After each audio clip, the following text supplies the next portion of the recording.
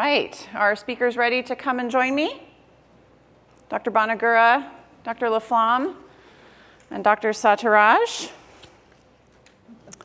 Okay, so our first question looks like it's for Dr. Banagura. Do you find it necessary to obtain a B2 advanced or B3 classification? Okay, well, so there's an example of a consensus panel where I lost once again. So those of you who remember the original consensus panel, remember there was a stage B1 that was classified as normal heart size in the setting of mitral regurgitation, and stage B2, which was increased heart size. But then what I think a number of us agreed on is that you can have enlargement of the heart, but not yet have sufficient dilation of the chambers to fulfill the criteria for starting therapy. And again, the only study that's proven to be beneficial in delaying heart failure so far in this disease has been the EPIC trial of pimobendan. So we initially had a B1, B2, B3. B1 was normal heart size. B2 was enlarged, but not enough data to treat. B3 was enough data to treat. And then at the very end, after we sent this out to all of our colleagues in cardiology and they commented, some of the people on the consensus said, no, this is going to screw up our prior research where we called dogs B2. It's going to be too confusing.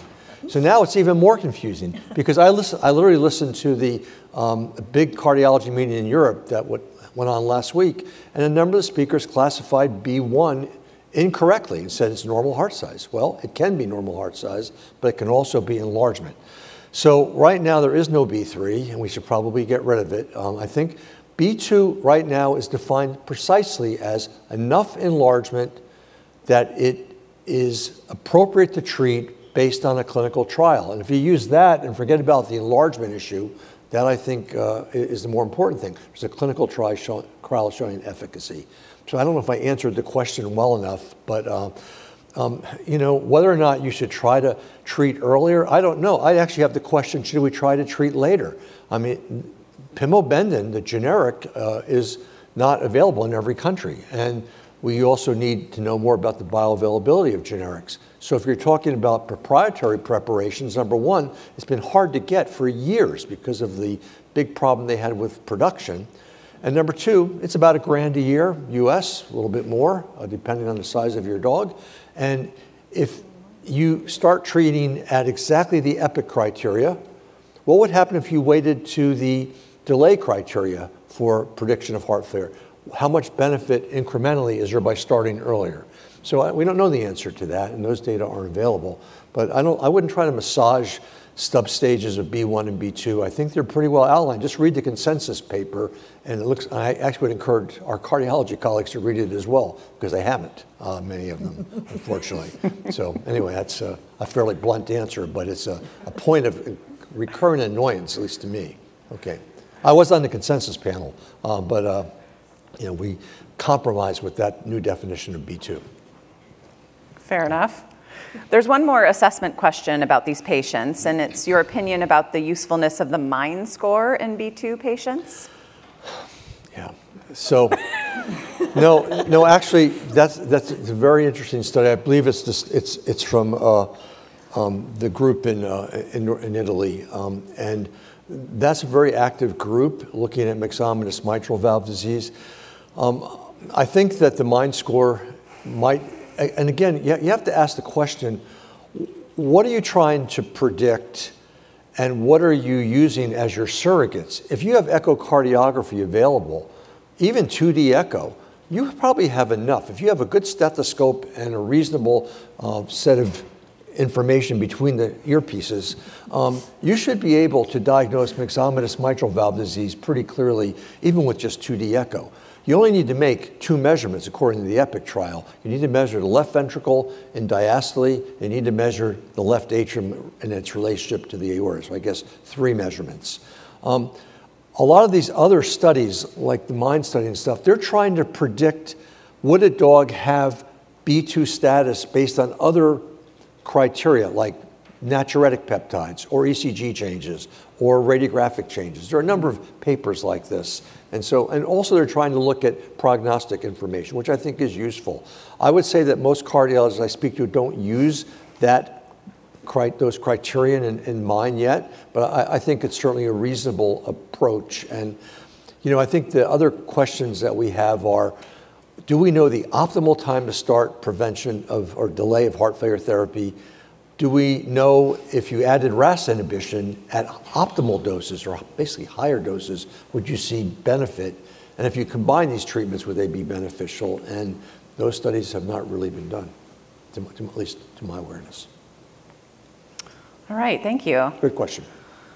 So Dr. Laflamme, we have a couple of questions about fatty acids. So we talked a lot about omega-3 fatty acids, EPA and DHA, and you did mention ratios with omega-6s, but beyond the ratio, is there a role for alterations of omega-6s, either specific ones or overall in cardiac disease?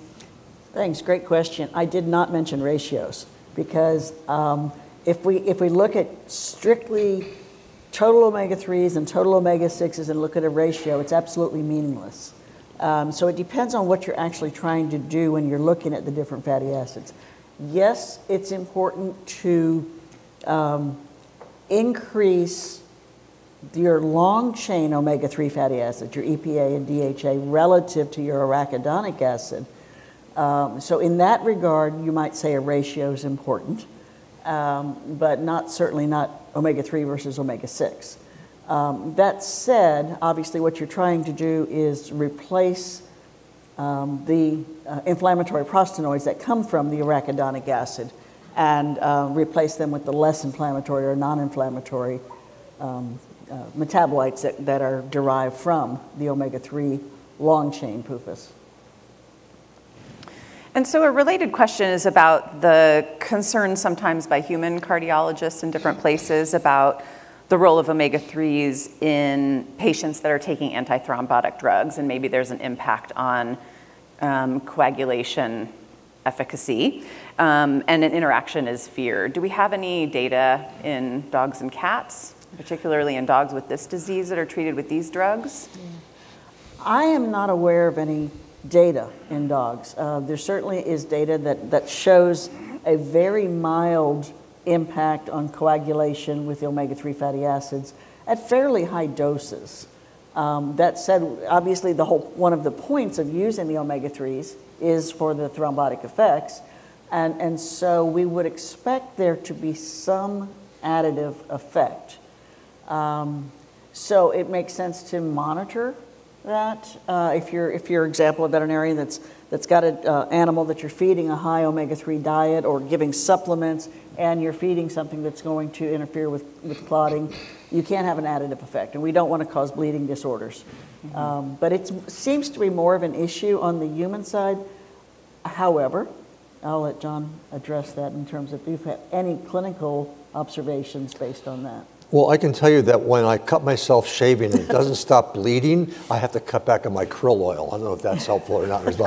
No, I think the issue in people is very different, right? Because you have great concerns about thrombotic strokes related to atrial fibrillation, myocardial infarctions. I mean, it's a completely different thrombogenic, I think, situation in people with cardiovascular disease. You have people who are taking medication for vascular disease, carotid atherosclerosis, and these do not seem to be major issues in dogs. Most dogs seem to be able to dissolve their thrombi pretty darn quickly. Yeah. And so, I think a bigger issue for me with fatty acid supplementation is if you have a patient that's already getting furosemide, an ACE inhibitor, spironolactone, pimobendan, and then you start adding in more and more supplements, it's probably better if they would be in the diet. I mean, from my perspective, because if they'll eat it, it's one less pill for somebody to give. And, we all know people who want to give every possible supplement that might possibly work at any and all possible times. And all of a sudden, they've got a dozen tablets to give, and that's just not feasible, especially for little small breed dogs. Yeah. They're not going to go for that. Right. So. Yeah, and we don't know about the interactions of some of those or impurities in those supplements. That's right. And, Yeah, absolutely. And caregiver burden is certainly something that exists for our clients as well. Yeah. Yeah. So for Dr. Sataraj and Dr. Laflamme, can you clarify the efficacy of giving carnitine precursors versus L-carnitine? Okay. So, as I mentioned in my talk, the studies that have shown that most of the dogs identified to have low cardiac levels of carnitine had normal plasma levels, which suggests that the issue is not making carnitine, it's getting it into the bloodstream. It's suggested that if you sort of megadose carnitine, maybe you can force more into the heart. That's a reasonable hypothesis, but I've not seen any evidence one way or the other. But what we did see in our study is that by giving the precursors, we actually were able to detect an increase in the deoxycarnitine, which suggests to me that we're getting a greater exchange of carnitine into the heart. Now, I don't know if that's because of the fact that we're giving these precursors, allowing the endogenous production of carnitine, and they're making it available, so we're getting more of the deoxycarnitine, suggesting a correction of that error. But that's still just a hypothesis. I don't know exactly that. We certainly weren't able to go in and then biopsy the hearts and look at tissue levels. So anything that we're looking at there is just hypothesis versus hypothesis. Fair enough. Dr. Bonagura, we know that you're not a nutritionist, but we're still interested in your perspective and if you see in your clinical patients response to dietary modification that you think might be linked to breed or other factors. Okay. Can I pretend I'm a politician and answer a different question for a second? Granted. So this relates to the MIND study and other predictive studies. I think that it's really useful to try to have surrogates to predict stage B2. If you're interested in artificial intelligence and machine learning, look at the study that came out of London. And they looked at dozens of possible predictors. It looked like a metabolomic study, and they just kept throwing things in and analyzing them. And I'm grounded in basic statistics, but honestly, I had to go make a meeting with a statistician so I could try to understand, how they analyze their data. And so I think prediction's good. What I don't think prediction's so helpful for is predicting congestive heart failure. A lot of the studies you see coming out of cardiologists now are these echo studies, strain studies, trying to predict stage C. And I guess my feeling is that, yes, it can be challenging to diagnose left-sided congestive heart failure because dogs do develop a host of bronchopulmonary and pleural disorders that can lead to similar signs. But I don't know that doing atrial strain or ventricular strain is the way to get around and say, oh, this dog has a high tendency to be in heart failure. And what you see is a lot of these really advanced diagnostic studies only predict that a patient's in congestive heart failure. And I'm actually pretty good doing that without anything other than an x-ray, my hands, my brain, and a conversation. And I like to have a stethoscope. And I think actually having point-of-care ultrasound is incredibly helpful. Those of you who might do that or work with people who do, you can learn a lot from a very rapid screen. So I'd like to say that about prediction. To me, predicting stage C is not very helpful. Predicting long-term outcome, I think, is helpful, and predicting stage B2 is really helpful. Only a tiny percentage of dogs will ever get an echocardiogram. You have to give people alternative tools. I think that actually includes general practitioners learning to do basic echo appropriately and making those key measurements, and leaving the congenital stuff to the cardiologist.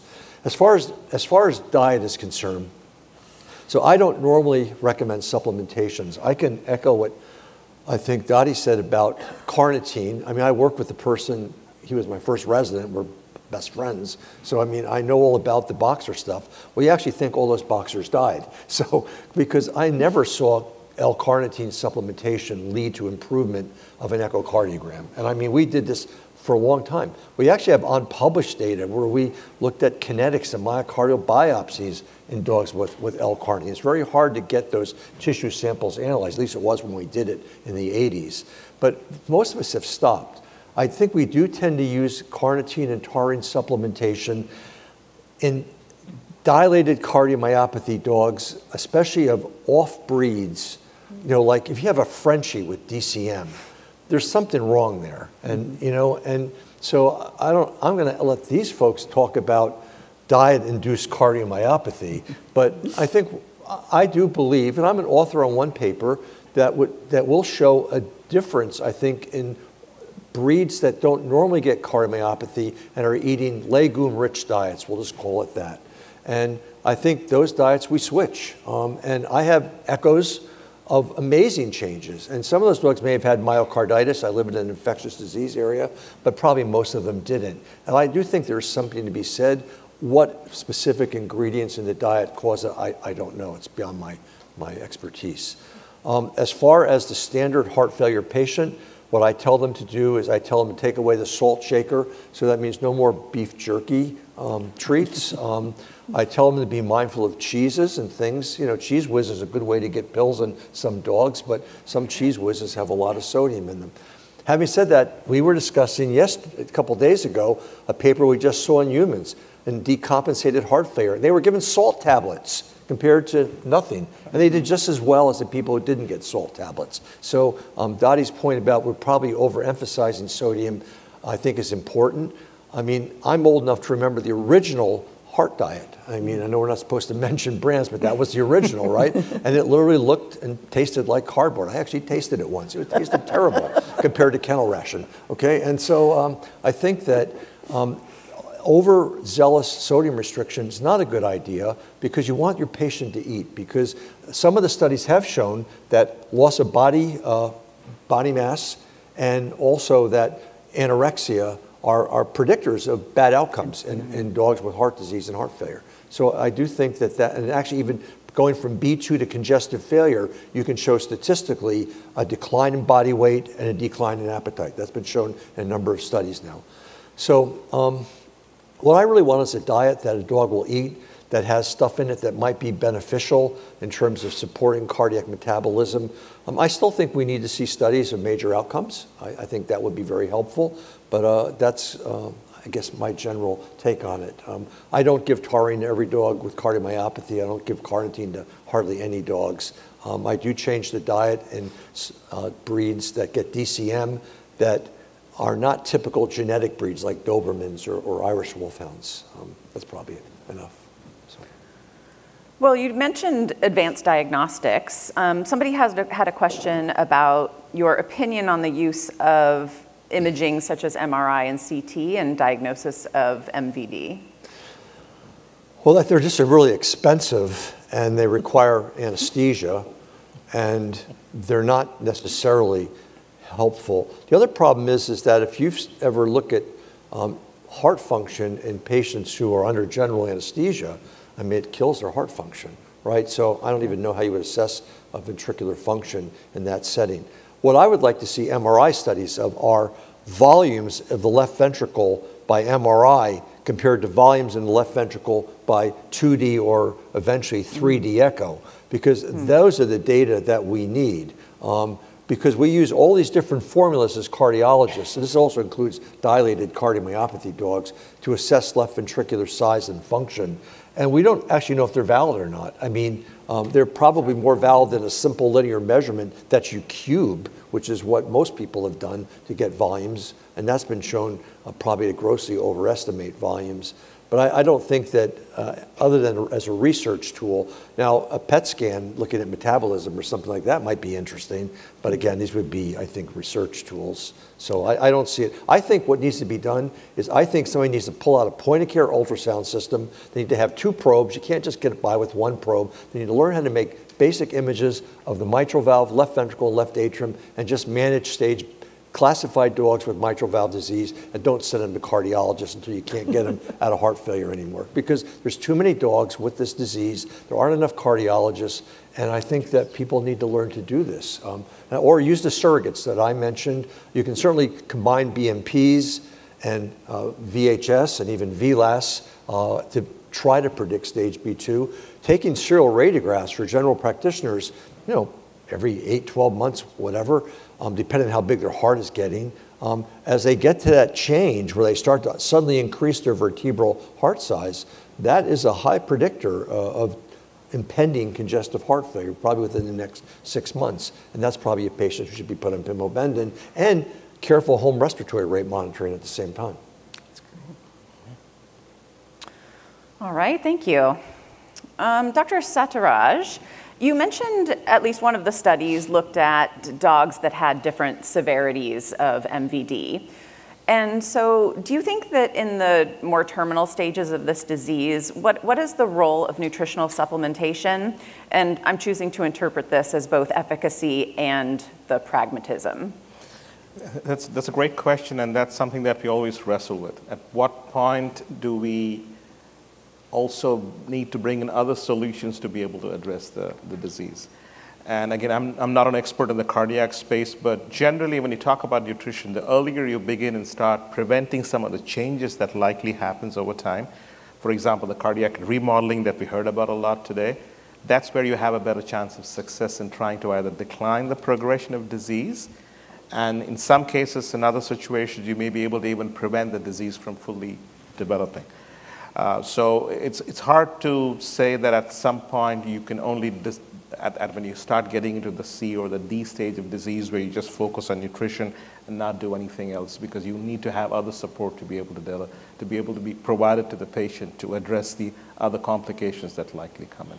So the goal of nutrition always is as early as possible, and this is where the combination of not just a solution that can help, but also a tool for us to be able to predict at what time point do you need to make some of these recommendations to have an influence on a physiological or pathological pathway that is slowly drifting from norm. That, I think, is the overall goal that we would take. Do you have something to add, Dr. Laflamme? Yeah, I want to maybe just put a twist on that, because I agreed, early if it does no harm, then earlier is better. But I do worry that when people think about, well, start when they're puppies, or they get caught up in what has happened in the past with certain conditions. A diet is good for patients who have this condition, so we'll start feeding that diet years earlier to prevent that condition from happening.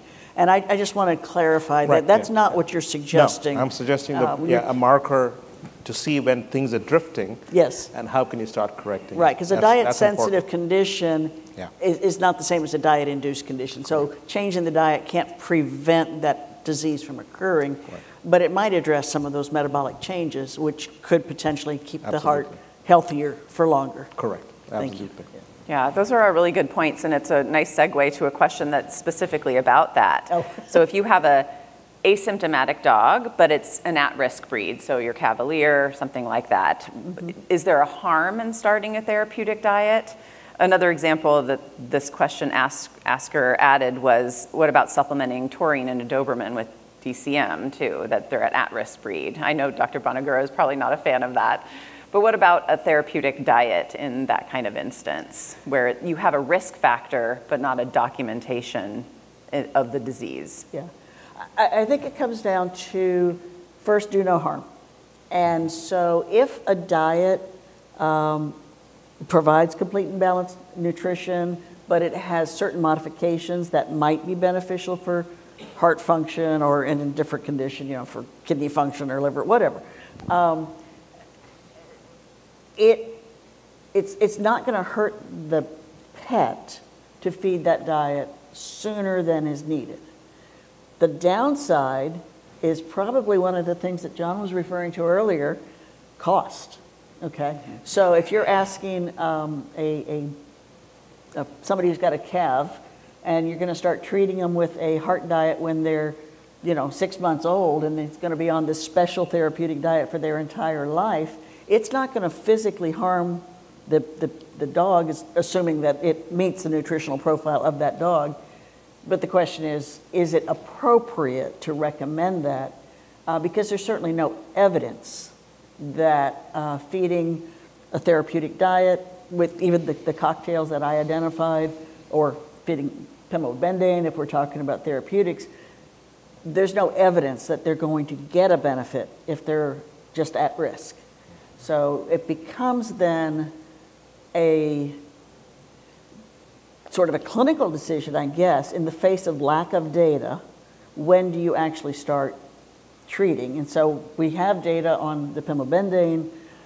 We have this very preliminary data from that pilot study that it may seem to do some benefit early on, but that's at stage B, B1, B2, not at A. So there, no downside to the animal as long as it's nutritionally adequate, but that doesn't necessarily mean it's appropriate to recommend it. Yes. Could I just add that I think your perspective might be a little different if you're talking about cardiomyopathic conditions, which is a muscle disorder, versus a primary valve problem, which is really a plumbing problem, right? I mean, if you have that plumbing problem and you're well enough otherwise, you're going to get some kind of surgical repair. If you're really ill and have a lot of comorbidities, they may do a transcatheter mitral clip on you just to try to reduce the MR. And so I think that these are different diseases. Like, I mean, if you look at experimental mitral regurgitation, the only time you tend to see clear systolic dysfunction is in large breed dogs with fairly acute development of mitral regurgitation, like Carabella's old studies, which, and that's not what we see. We see the little dogs that are on the screen, right? Those are the kinds of patients that we see typically with primary mitral valve disease. I mean, if you look at their ejection fractions, even when they're dying, they're super normal. If you look at their end systolic volumes by a method other than a linear dimension cubed, most of the time they're not that off. And so I really think that we're talking about different diseases. I would be astounded, I'll be honest, if a diet reduced mitral regurgitation. I know in the pilot study there was some evidence of that, but I would argue that there are other ways. I showed those 3 different aspects of mitral regurgitation: the Pisa, the vena contracta, and the jet area. The jet area is probably the weakest of all of those. Veterinary studies, not just that pilot study, but there's a ton of veterinary studies that have focused on a single plane jet area to left atrial area. And then they reference a human paper that said, don't do that. You have to do 3 planes. And they literally referenced the paper and misquoted. And there are so many studies that have probably erroneously classified the severity of mitral regurgitation based on color Doppler. I mean, how many dogs have severe MR and have no remodeling of their left heart? That would be pretty uncommon, even in a human. And so to me, I think we have to look at what disease are we talking about. I think with the serotonin signaling that seems to be prominent in myxomatous valve disease, if you get an improvement of mitral regurgitation with any kind of treatment, it's probably because you made the ventricle smaller. So we know from data that pimobendan makes the ventricle smaller. One of the ways it may delay heart failure is by doing a pharmacologic annuloplasty, as some of my colleagues call it. So you're actually, by making the heart smaller, bringing the annulus together, which is exactly what an annuloplasty does. And so, so that may be one of the reasons why it benefits, because when you think of it, why would you give an inotrope to a ventricle? It's already going like this. It doesn't make a lot of sense unless it's got some other effects like vasodilation, or it's improving atrial function, or it's improving right ventricular function. It will do those things, by the way, but we don't actually know mechanistically how, or hemodynamically, how PIMO delays heart failure. I mean, we really don't. I mean, it doesn't actually make sense. Intuitively, it makes more sense that RAS inhibition would help, but it just has not panned out in the clinical trials thus far. So, I want to follow up with one thing, because you're talking about sort of the physical, yes. and the evidence Yes. that Johnny's been publishing is really the metabolic. Yes. And so I think the studies that have been done, not just his but others, have shown those metabolic changes do occur early on, not at A, starting at B. And so addressing those metabolic changes, I think will be beneficial. The question is when and how much is Yeah. still the question. So Yeah. As a cardiologist, so what I would like to see would be a I've actually discussed this with some of you. I'd like to see a multi-center study where diet is one of the treatments and there's some kind of balanced background therapy, and then see at what point would it be beneficial. I mean, it probably should be really beneficial in advanced B2 and in C. Will it be, if you walk it back to B1, will it be beneficial as it was in the pilot study? I think you'd need to do a bigger study. And I think that the challenge for cardiologists is that we're mostly looking at bottom line data, right? Onset of heart failure, longevity, clinical signs, et cetera. And, but I do think it makes sense. And I actually like to emphasize that if people think supplementation is useful, having a single diet that has the metabolic or the elements that would improve the metabolic profile makes a lot of sense. I just don't know when to recommend it to my client, which is the point that you made. Sure. So that's information I think we need. Yeah. The great data clearly point. shows those changes that are being shifted, and again, Yeah. further Yeah. evaluation. Yeah. And then that's where you don't want to recommend it as a puppy, but at what point would you get the most value for That's right. the diet is the question, yeah. And to put it in pharmacologic terms, we do see changes in RAS fingerprinting in dogs with myxomatous mitral valve disease. So why doesn't RAS inhibition make a difference to the onset of heart failure? So that's a good example of what should work. And maybe if they had just started a little different, if they had chosen to sample a different patient population, maybe a more advanced population, or use a different dose, which of course is how much ingredients you put in your diet. Yeah. I mean, these are all things, and they're hard to study. There's a lot of variables. Yeah, and it's multifactorial, That's right. interactive. Yep. Dr. Bacchus is at the microphone with a question. just speak and it shall hear. Okay, in here. Okay, this one's for Dottie. Those of us here that have to make homemade diets for cardiac patients, we really like to have some numbers. And I wanted to ask you, I'd like to ask you about sodium. And you made an interesting statement that I think I agree with, but I need numbers. Okay. So my perusal of feeding guides and nutrients show that sodium, probably in over-the-counter diets, runs about 0.4 to 0.8% on a dry matter basis. Does that sound right? Probably reasonable, yeah. So, and you mentioned 0.2% to 0.25%. And, I've taught and agreed with that if you get below 0.2%, you're going to have problems with renal perfusion. But I've always been a little worried about 0.2 around there for making diets for cardiac patients because they're on diuretics. So I tend to not go that low. But what would you, and me blabbering on here, what would you recommend would be a good target, within those ranges for homemade diets?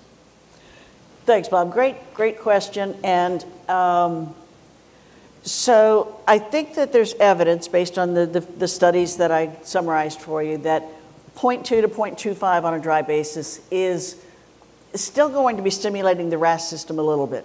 So I would agree. I would not go less than that. But even in the normal healthy dog, 0.2 to 0.25 is adequate, more than adequate, for adult dogs at maintenance. Reproduction would be something different, growth might be something different, but 0.2 to 0.2.5. So I would recommend, if we're talking dry matter basis rather than energy basis, I would probably recommend something in the 0.25 to 0.35.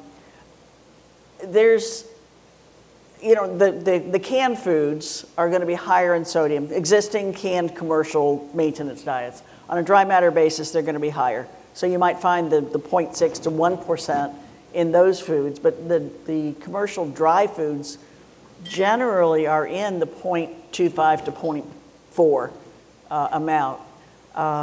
So that's, to me, that is what I would call normal sodium. It's not excessive, and it certainly is not restricted. Now, your question is you're looking for numbers. My point earlier is there's no data. And the 50 to 100 milligrams per 100 kcal is Lisa Freeman's recommendation based on her years of experience with this. So those are the numbers I can give you, but nothing is based on data. Okay, thanks. And another number. Okay, and this relates to protein. And I rather agree. I don't think we want to restrict protein in these cases.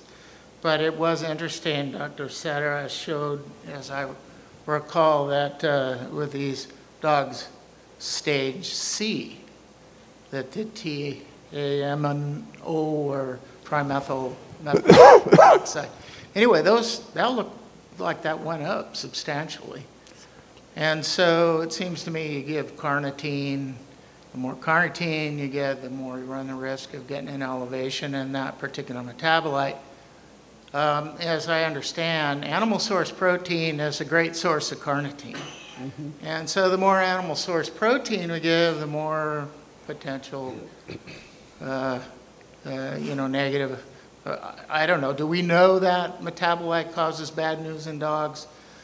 And what kind of protein levels are we talking about that we should use in these kind of cases?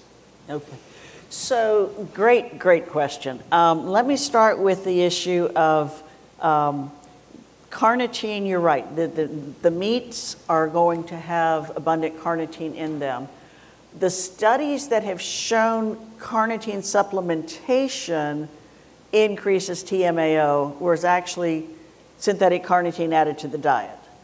So what the effect of added carnitine is versus natural carnitine that's bound up in the proteins, I don't know. There may be some data out there, but I've not seen it. So first and foremost, the protein in the diet as a source of carnitine inherent within that muscle, I personally wouldn't be concerned about it at this point.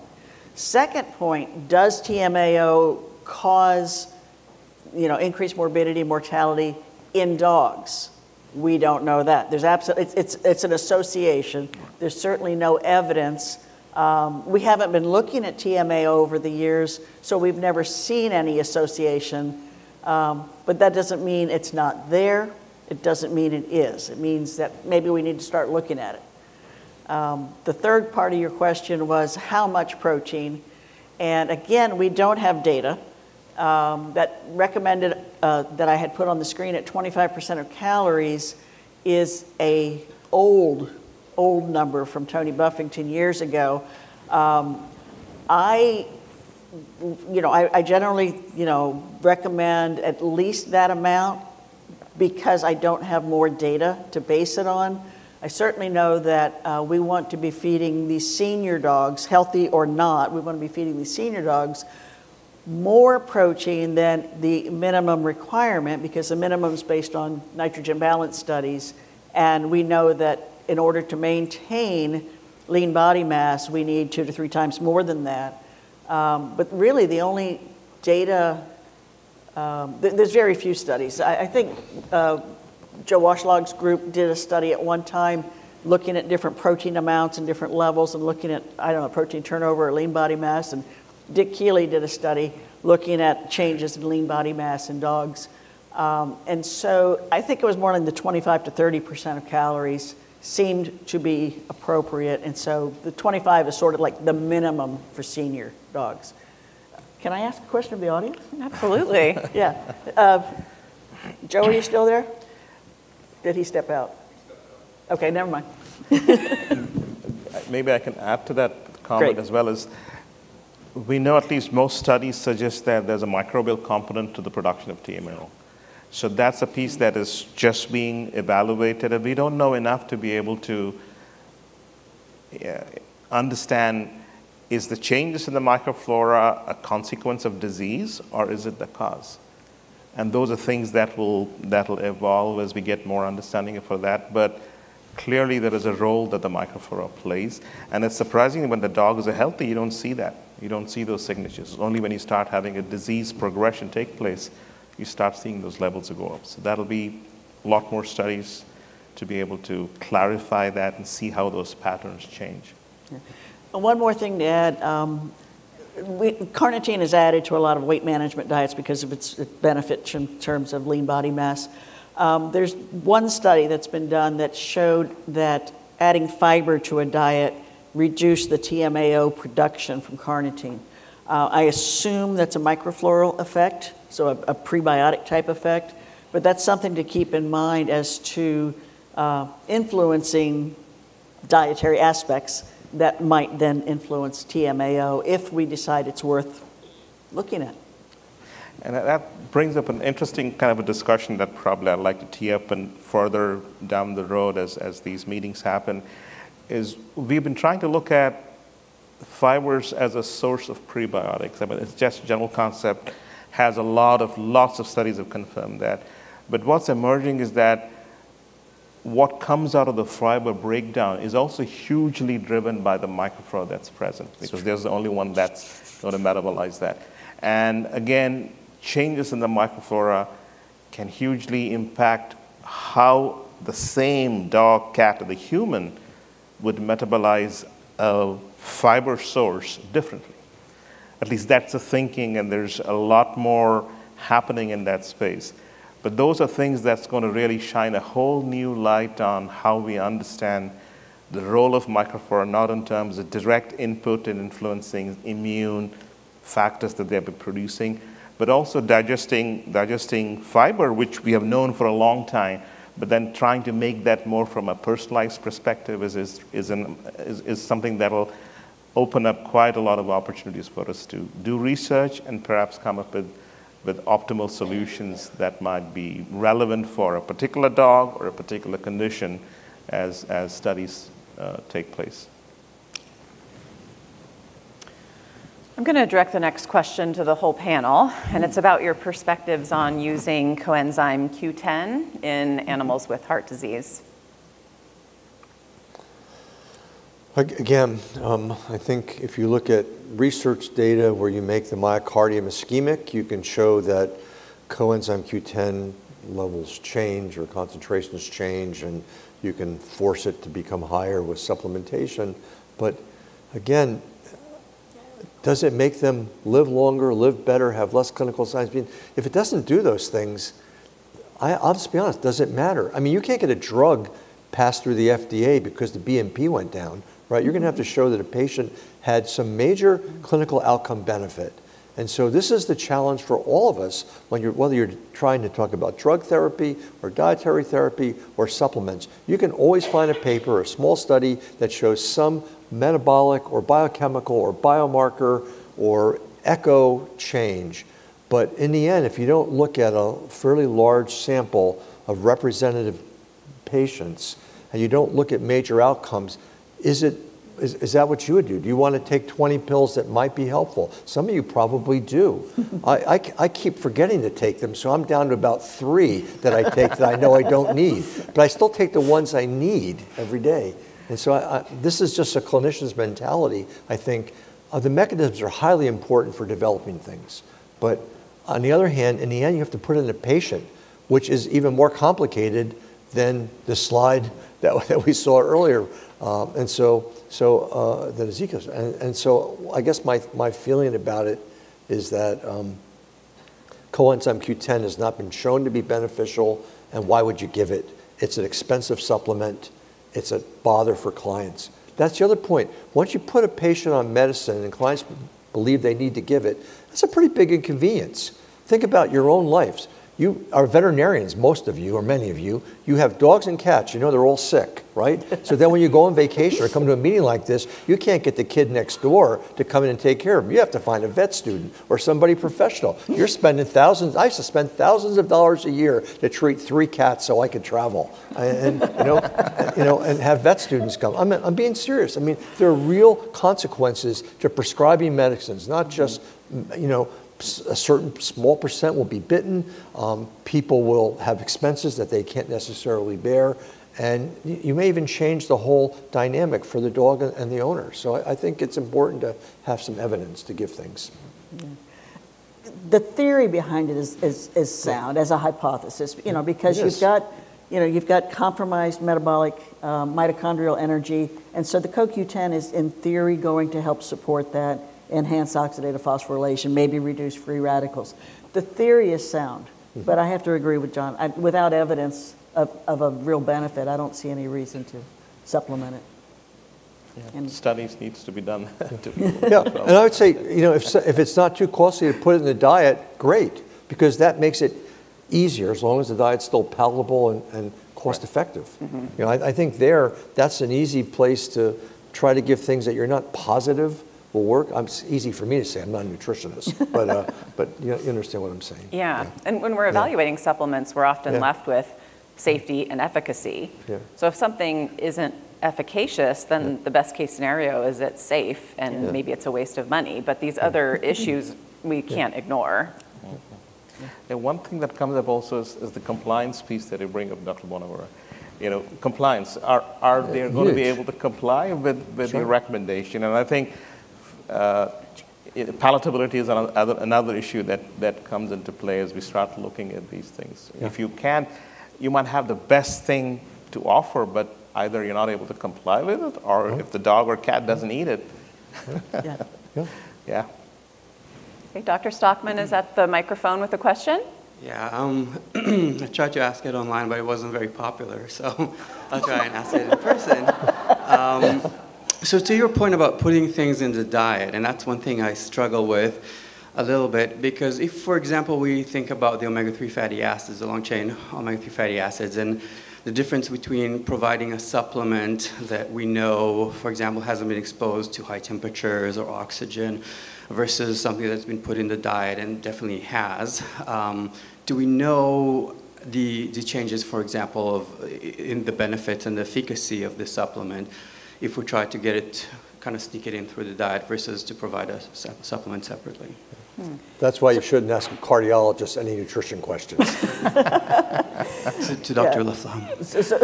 So it's a great question.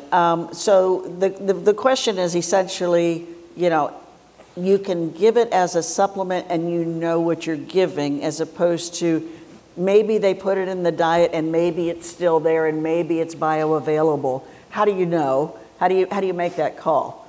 That's where your reliance on the quality of the company and their quality assurance parameters come in. So, I mean, if you're dealing with, Joe's feed mill down the road, you don't have much quality assurance, but you're dealing with, one of the major pet food companies, including Purina and the others.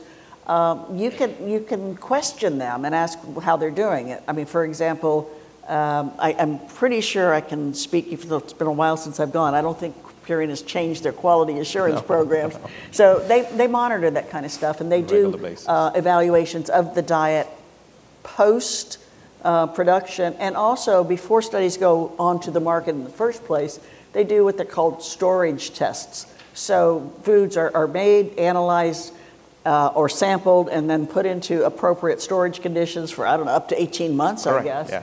And nutrients are reanalyzed to make sure they're still there. So, and I expect that represents the same thing at what goes on at Hills and Royal and Waltham and whatnot. So you have that assurance, if you will, if you're working with a good quality company. Hopefully you also have that insurance if you're working with good quality supplements, but that's something else you have to be aware of. Is what the bottle says really in there? And we know that's not always the case. Thanks. Just to build on Dottie's point, even as we start looking at from the product development perspective, and I can speak on my experience, we also take into account what happens to the product as it goes through its supply chain, ultimately to the pet parent. How is it stored at home? All those factors are taken into account, so that what you see in the label and your expiry date, you're fairly certain that it has been shown to have that. Dottie talked about the storage studies. We have accelerated storage studies that are done to be able to ensure that if you change temperature, how does it behave? So a whole bunch of analysis is done, and that ultimately is what gets on the label and your recommended shelf life information. So I mean, that's true with most big reputable companies, I'm assuming. So that's where you can rest assured that what you're feeding has the levels that you expect it to have within the time frame of the shelf life. All right. So in the remaining time, I'm going to pitch a question to Dr. Banagura. Is there a quality of life assessment tool that you use and that you think works best for cardiac disease?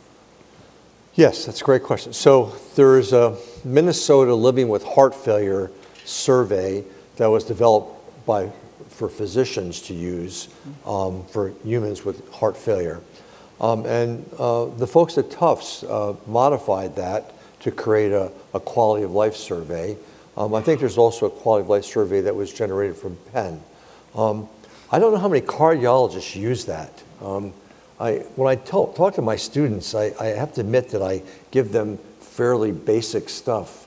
I want to know, is the dog eating? Is the dog interacting with the family? Can the dog have basic exercise tolerance? Does the dog have ability to sleep comfortably? Because if they can sleep comfortably, probably their pulmonary edema is under control, and ideally they're taking a sleeping respiratory rate with that. And then I usually ask, do they have any clinical signs that are really impairing their quality of life? That could be excessive coughing, it could be shortness of breath, it could be side effects of the medication they're taking, it could be syncope, it could be exertional collapse. So I think if you kind of go with those big 5 things, and then the 6th big thing is actually, what's the compliance of medication? Because how do you know if your therapy's working if they're not able to give it? So trying to get that. But there are actually more detailed aspects. One problem is in people, I use 6-minute walks a lot. And those have been shown to be pretty helpful for assessing how you're doing with your heart failure and heart failure meds.